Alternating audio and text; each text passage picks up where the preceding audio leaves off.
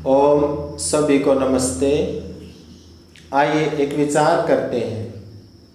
देखो, हम जब अपने अतीत में लौटते हैं, पीछे के इतिहास में या ये कहीं वैदिक काल में, तो एक शब्द बहुत ही गूंजता था।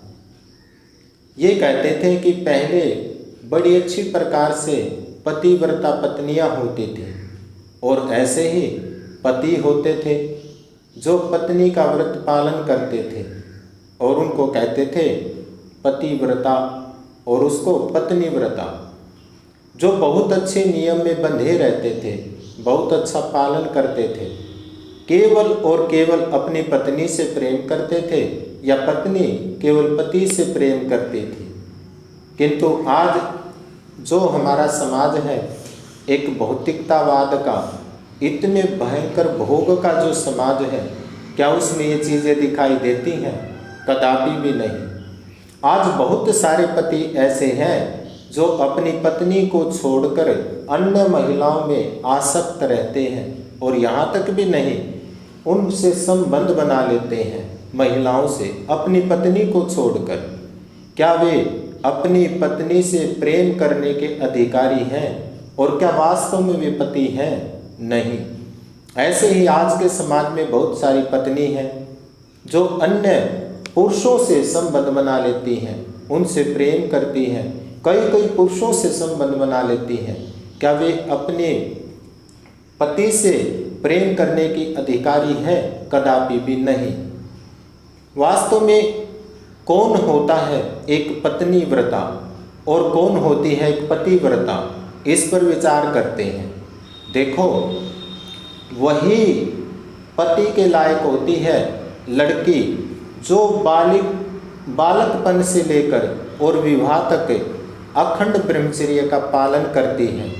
कदापि भी विवाह से पहले जो लड़की अन्य लड़कों से प्रेम नहीं करती, उनके प्रति गलत विचार नहीं करती, या यहाँ तक कहेंगे अन्य लड़कों से संबंध विवाह से पहले नहीं बनाती, ऐसी लड़की ही होती है विवाह करने के योग्य और वही कहलाएगी पतिव्रता। और ऐसा ही जो लड़का होता है विवाह से पहले बालकपन से लेकर विवाह के समय तक अखंड ब्रह्मचर्य का पालन करता है, कदापि भी हस्त मैथुन आदि क्रियाएं नहीं करता, कदापि भी किसी लड़की के विषय में गलत विचार नहीं करता, किसी लड़की के साथ संबंध विवाह से पहले नहीं बनाता, ऐसा ही लड़का होता है पत्नी व्रता। किंतु ये आज चीज़ें दिखाई देती हैं? नहीं।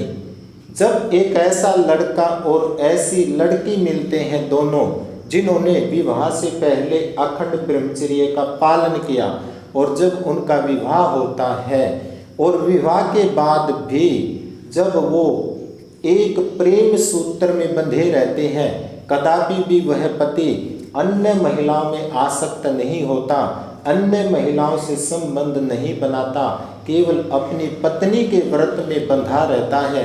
और ऐसी ही पत्नी विवाह के बाद अन्य पुरुषों में आसक्त नहीं होती, अन्य पुरुषों से प्रेम नहीं करती या अन्य पुरुषों से संबंध नहीं बनाती, वही होती है एक पतिव्रत।